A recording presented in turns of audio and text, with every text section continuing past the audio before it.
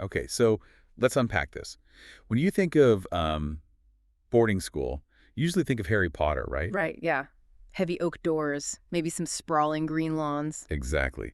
But today, we are flipping the script completely. Welcome to the deep dive. Glad to be here. Today, our mission is to explore this really fascinating document we found. It's titled, What a Boarder Can Learn from James Bond. Which is just a brilliant title. It really is.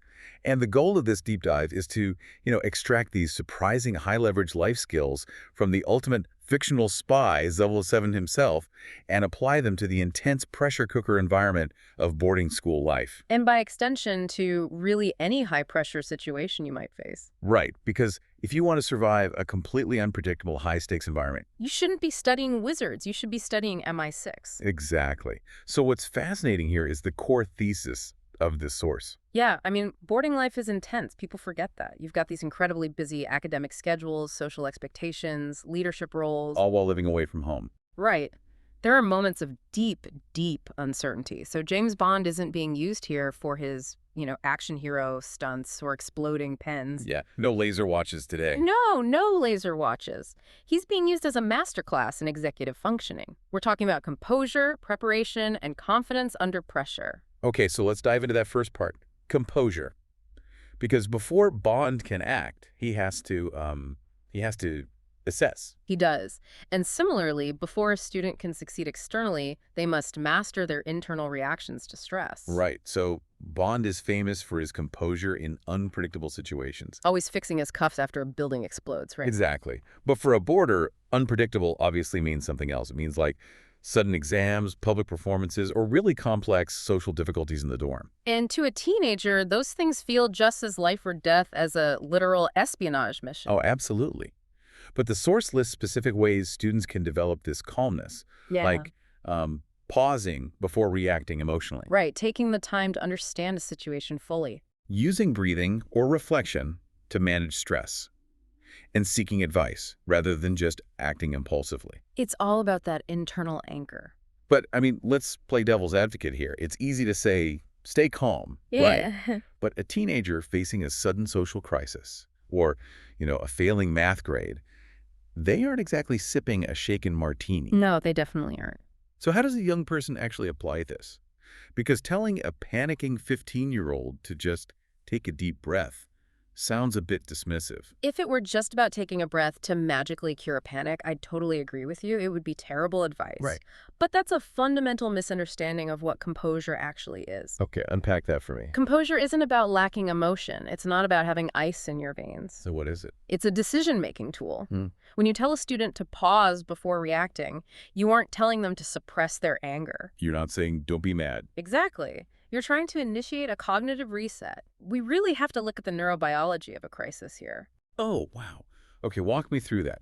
What is actually happening in a student's brain when they'd say, look at a terrible grade on a test? Well, when a severe stressor hits, the brain's amygdala, which is the threat detection center, basically hijacks the entire system. The famous amygdala hijack. Right. It floods the body with adrenaline and cortisol. It triggers fight, flight, or freeze. And during that flood, During that chemical flood, the prefrontal cortex, the part of the brain responsible for logic, reason, understanding consequences, it's essentially knocked offline. wait, really, it just shuts down. Pretty much. The teenager literally cannot think straight. They are operating entirely on instinct. Which usually leads to, lashing out, sending a text they'll regret, or just totally shutting down. Precisely. But here's the key.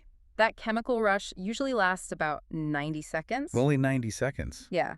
So the practice of composure breathing, delaying the impulse to act, it's simply a mechanism to buy the prefrontal cortex 90 seconds to catch up. Oh, that's brilliant. You're just inserting a wedge of time between the stimulus and the response. Exactly. And once the logical brain is back online, the student can actually formulate a plan. They can seek advice instead of turning a small problem into a massive crisis. So by systematically practicing that delay, they make vastly better judgments. And doing that over and over builds deep, enduring confidence. They learn to trust their own judgment. Because they actually have a track record of handling hard things well. Exactly. Okay, but let's be real. You can't just, breathe your way out of a history final you didn't study for. Definitely not. Or a situation where you are genuinely in over your head. I mean, how does one actually achieve that superhuman calm in the first place? Well, composure isn't magic. It's the direct result of our next topic, preparation. Right. The practical foundation. Confidence is almost never accidental. It grows from feeling ready. So in a boarding environment, preparation means organizing your materials before prep time or, study time. Yes. Engaging in steady revision rather than relying on last-minute cramming. Planning ahead for activities. Practicing skills until they're familiar. Because long before an agent enters a hostile environment, they know their gear, they know the mission parameters. Here's where it gets really interesting for me. Because preparation is essentially Q branch for a student. Oh, I love that analogy. Right. You wouldn't send James Bond out into the field without his gadgets fully organized, tested, ready to go. And you shouldn't send a student into a busy academic week without steady revision and an organized backpack. Exactly. But how does, organizing your notes actually translate to staying calm under fire? If we connect this to the bigger picture, it all comes down to cognitive load and baseline stress. Okay, baseline stress. Yeah. Let's look at what preparation does to the nervous system. Taking 10 minutes a night before to organize your materials, that's an act of environmental engineering. Meaning you are intentionally designing your day to remove all those micro-stressors. Yes. Every missing pen, every frantic search for a clean uniform that spikes your cortisol. And if you're constantly navigating preventable chaos, your baseline stress is already near the red line. Exactly. You have no bandwidth left for a difficult exam question or a weird social interaction. You're already tapped out. Wow. So students who prepare consistently literally lower their baseline stress. They do. They build an armor of readiness that allows them to feel far more relaxed and capable when the inevitable challenges actually hit. Okay, so you've lowered your cortisol, your backpack is sorted, you know how to buy your brain 90 seconds. You've basically hacked your internal systems. Right. But once a student has built that internal foundation of calm, how does that change the way they interact with their community? So this is where the focus shifts from the internal to the external. Right. Self-presentation. Because Bond is obviously known for his professionalism. He's incredibly aware of how he presents himself. But the source stresses that for boarders, self-presentation is not just about physical appearance. No, it's heavily misunderstood. Teenagers often think it's about having the right shoes or, looking a certain part. Right, looking cool. But true self-presentation is fundamentally about attitude and behavior. Which looks like Yeah. speaking respectfully to peers and staff. Yes, carrying themselves with a mix of confidence and humility, taking pride in their environment. And showing reliability in group settings, right. Exactly. I notice how this completely changes the social dynamic. Because it's not about being aloof or dominating the room. It's about signaling to the community that you are a reliable asset. And let's emphasize the why here. Why do those specific qualities matter so much? Yeah, why do they? Because a boarding house is a closed ecosystem. It's like a submarine. Right, you can't escape these people. You eat with them, study with them, sleep next door to them. In that tight-knit environment, these qualities are the building blocks of trust. And trust is the essential currency. Absolutely. Positive relationships are everything. When you show up reliably, you accumulate social capital. So if you cover for your roommate when they're overwhelmed, you weave a safety net. And you will definitely need that safety net. Because when you inevitably make a mistake, a community that trusts you will give you the benefit of the doubt.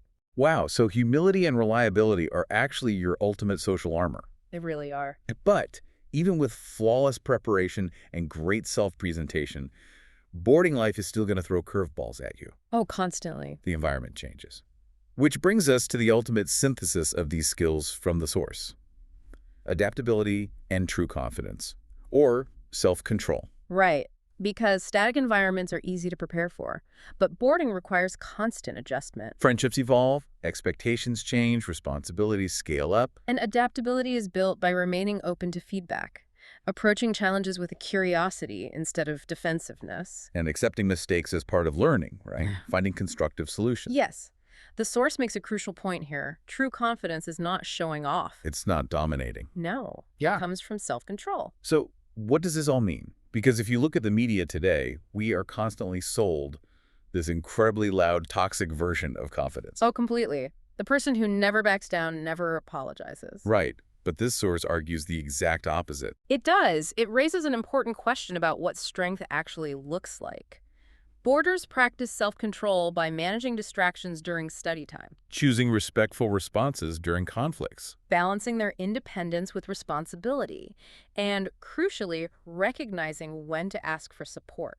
Wait, asking for help is a sign of confidence. Yes, because adaptable students are more resilient. Think about the self-awareness it takes to say, I'm out of my depth, I need an expert. That's huge. A weak person hides their failure, but a confident person brings in a tutor or a house parent. Exactly. And self-control isn't just about personal growth here. It directly supports the harmony of the entire boarding community. Because a house full of defensive, reactive teenagers is toxic. But a house where students practice curious adaptability, that's a healthy ecosystem. Okay, so we've covered so much ground today. Let's bring all these threads together for the So What summary. Let's do it. The core message from the source is that boarding houses are unique training grounds for managing pressure and responsibility. Right. By mastering composure, that 90-second wedge of time and preparation, students perform better academically. They build stronger peer relationships based on trust. They approach leadership with quiet confidence, and they feel secure during life transitions. I emphasize that word, life.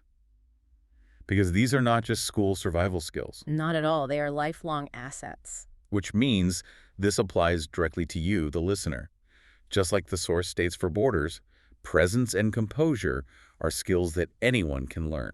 You can practice them daily through how you organize your time, manage pressure, and contribute to your own community. Confidence isn't about being fearless. No, fear is natural. Confidence is about being prepared, staying calm, and trusting your ability to respond. Trusting your ability to respond. I love that. So I want to leave you with a provocative final thought to ponder today, building on everything we've talked about. Go for it. If true confidence is rooted in preparation and trusting your own response, what happens when you start viewing your daily inconveniences? Delayed flight, a tough meeting, or a messy conflict, not as threats, but as your very own training missions to practice being your own version of Devil's 07. That changes everything. It really does. Thanks for joining us on this deep dive.